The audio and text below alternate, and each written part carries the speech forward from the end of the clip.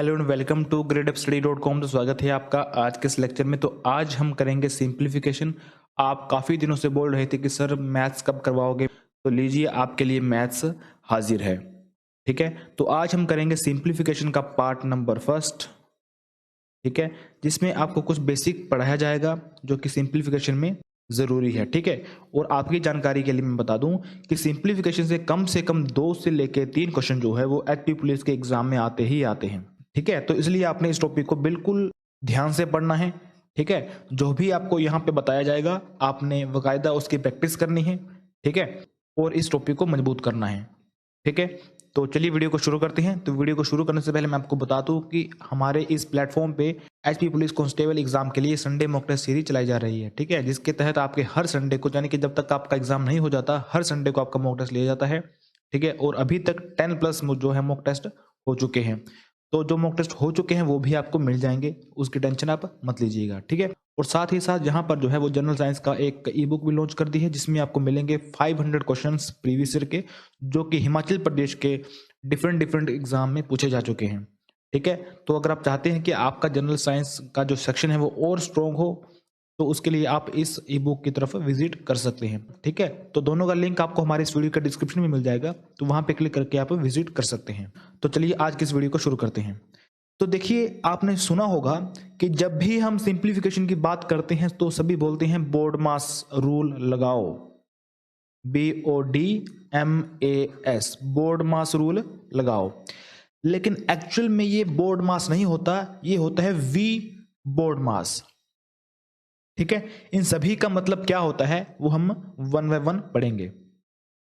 ठीक है, तो देखिए सिंप्लीफिकेशन में होता क्या है कि आपको कैलकुलेशन ही करनी है, लेकिन कौन सी टर्म आपको पहले सोल्व करनी है, कौन सी टर्म आपको बाद में सोल्व करनी है, बस इतना ही पंगा है इसका।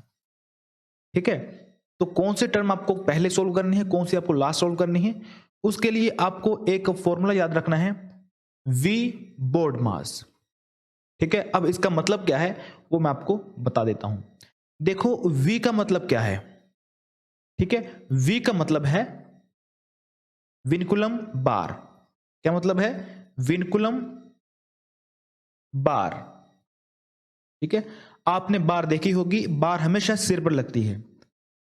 ठीक है, एग्जाम्पल के लिए मैं आपको बता देता हूं, जैसे कि 1 - 2 की बार। बार मतलब इसके सिर के ऊपर एक डंडा लगा होगा। ठीक है, तो अगर आपके सामने कोई ऐसी टर्म है जिसके सर के ऊपर डंडा लगा हुआ है, तो आपने सबसे पहले इसको ही सोल्व करना है। ठीक है, सबसे पहले आपको इसको ही सोल्व करना है। ठीक है, तो अगर ये टर्म नहीं है उस आपके क्वेश्चन में, तो आगे चलिए। तो उसके बाद आता है आपके पास बी। बी यानी कि ब्रैकेट। ठीक है, अब ब्रैकेट जो है वो डिफरेंट टाइप की है। आपने ऐसी ब्रैकेट भी देखी होगी। ठीक है, आपने ऐसी ब्रैकेट भी देखी होगी। ठीक है, आपने ऐसी ब्रैकेट भी देखी होगी। ठीक है, तो देखिए सबसे पहले आपको स्मॉल ब्रैकेट को सोल्व करना है। अगर सभी प्रकार की ब्रैकेट आपको क्वेश्चन में मिलेगी, तो सबसे पहले कौन सी ब्रैकेट सोल्व करनी है? तो सबसे पहले आपको स्मॉल ब्रैकेट सोल्व करनी है। ठीक है, उसके बाद आपको मीडियम ब्रैकेट जो है वो सोल्व करनी है। उसके बाद आपको जो लार्ज ब्रैकेट है उसको सोल्व करना है। समझ गए? तो ये है आपका पहला नंबर, ये है आपका दूसरा नंबर। ठीक है, आगे चलते हैं। आगे है आपके पास ओ। ओ का मतलब क्या होता है? देखिए, ओ का मतलब होता है ऑफ। हिंदी में बोले तो का। आपको क्वेश्चन कैसे आएगा कि बताएं 4 ऑफ 10%, यानी कि 4 का 10% निकालो, क्या होगा? तो मुझे बताओ कि ये ऑफ और का है क्या। ठीक है, तो जब हम इसको सोल्व करेंगे तो ये आपका बन जाता है मल्टीप्लाई। एक्चुअल में ये है क्या? एक्चुअल में ये ऑफ है, एक्चुअल में ये का है, लेकिन इसके अंदर कौन सा साइन छुपा हुआ है? तो मल्टीप्लाई का। ठीक है, तो अगर आपके सामने यही क्वेश्चन आ जाए कि 4 का 10% निकालो, तो कैसे निकालोगे? 4 × 10 और प्रतिशत आपका आ जाता है नीचे। ठीक है, ऐसे करके तो ये आपका बन जाएगा 4/10। ठीक है, तो इसको आप सोल्व कर सकते हो, जैसे कि 2 2 का 4, 2 5 का 10, यानी कि 2/5 आपका आंसर आ जाएगा। तो मेनली जो है वो ऑफ का मतलब क्या है, का मतलब क्या है, तो ये मल्टीप्लाई। तो ये है आपका ओ मतलब ऑफ। ठीक है, आगे हम चलते हैं, आगे है आपके पास डी। यहां पे देखिए हमने वी भी पढ़ लिया, बी भी पढ़ लिया, ओ भी पढ़ लिया, अब हम पढ़ेंगे डी। तो डी का मतलब क्या होता है, तो डी का मतलब होता है डिवाइड या फिर डिवीजन। ठीक है, डिवीजन। डिवीजन को हम हिंदी में क्या बोलते हैं, भाग। क्या बोलते हैं, भाग। ठीक है, भाग तो आपको पता ही है। ठीक है, इसका साइन क्या है, ये वाला भाग। ठीक है, आगे चलते हैं। तो डी के बाद क्या आता है, एम। एम का मतलब क्या होगा, एम का मतलब होता है मल्टीप्लाई। ठीक है, मल्टीप्लाई। मल्टीप्लाई का साइन क्या है, ठीक है, इसको हम हिंदी में क्या बोलते हैं, इसको हम हिंदी में बोलते हैं गुणा। क्लियर है इतना। आगे देखिए, एम के बाद क्या आता है, ए। ठीक है, ए का मतलब देखिए, ए का मतलब क्या होगा, ऐड। क्या होगा, ऐड या फिर एडिशन। एडिशन का साइन क्या है, प्लस। ठीक है, इसको हम हिंदी में क्या बोलते हैं, जमा। ठीक है, तो आपका ए भी हो गया और अभी आपके पास बचता है एस। एस यानी कि सब्ट्रैक्ट। एस यानी कि सब्ट्रैक्ट। ठीक है, इसका साइन क्या है, ये वाला माइनस। ठीक है, और इसको हम हिंदी में क्या बोलते हैं, घटाव। घटाव। ठीक है, तो ये है आपके पास V B O D M A S, V BODMAS. अब मैं आपके सामने कुछ प्रश्न रखूंगा। ठीक है, उन प्रश्नों को आपने इस वी बोर्ड मास के थ्रू सॉल्व करना है। ठीक है, पहला क्वेश्चन देखिए। पहला क्वेश्चन है आपके पास 4 मल्टीप्लाई 2 माइनस 1 का बार।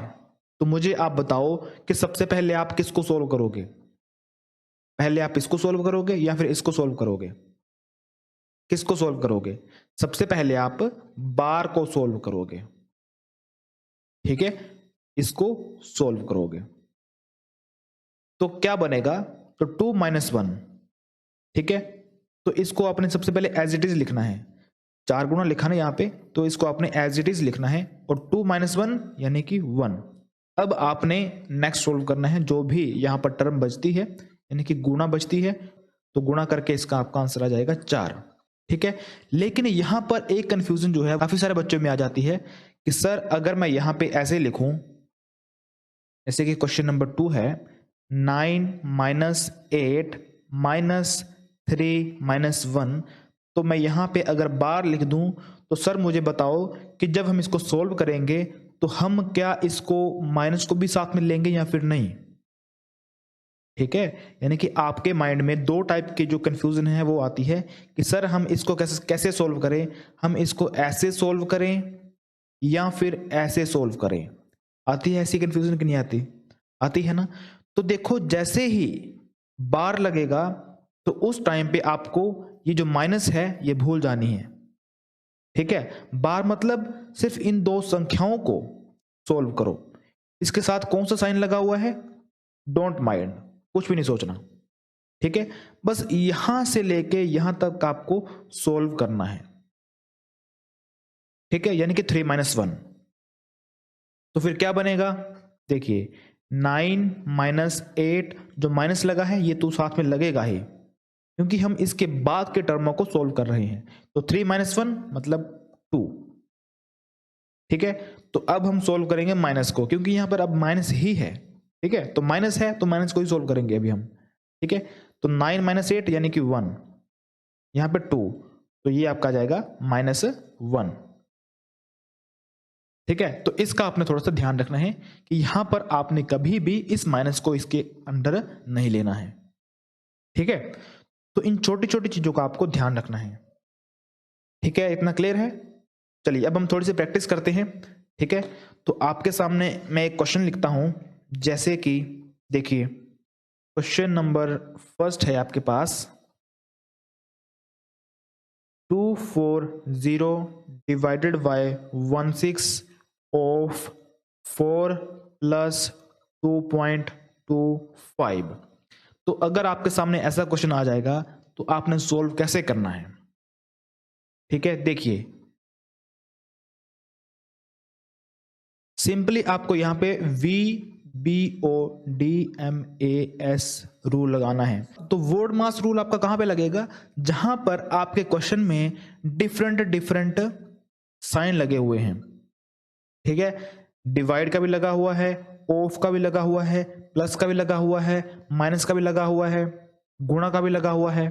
ठीक है, जब आपकी एक ही रकम में, एक ही क्वेश्चन में डिफरेंट टर्म यूज की गई है तो मतलब वहां पे आपका बोर्ड मास लगेगा, क्योंकि यहां पर इन सभी में लड़ाई हो जाएगी कि पहले मुझे सोल्व करो।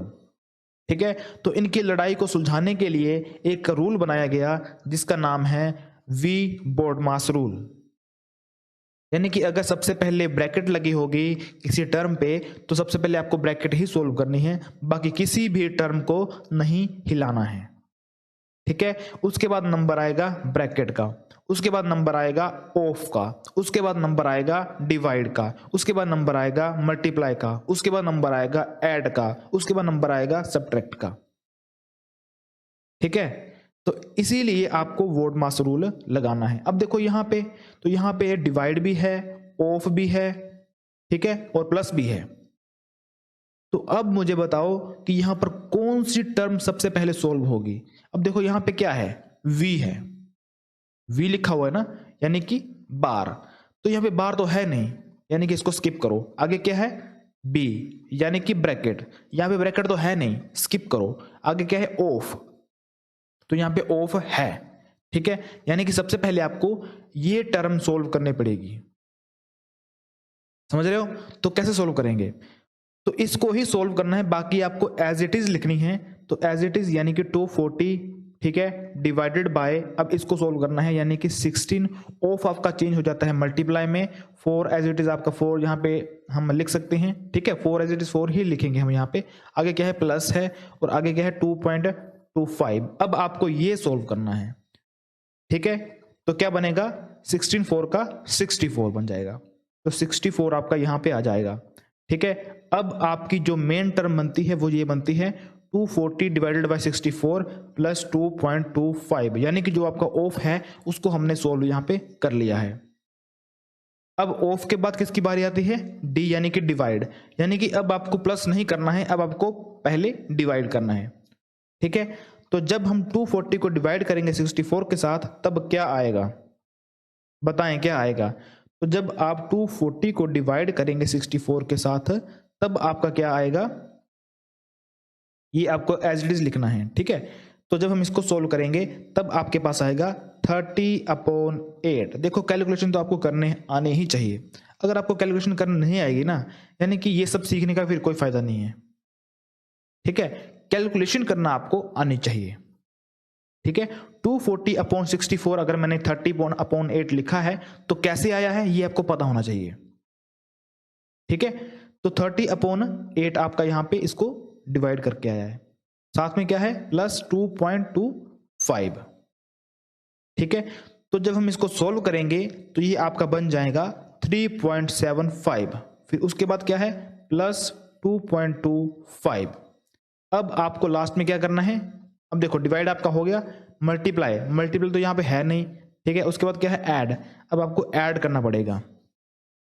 ठीक है, तो जब आप इन दोनों को ऐड करोगे तो आपका लास्ट जो फाइनल आंसर होगा वो 6 आ जाएगा।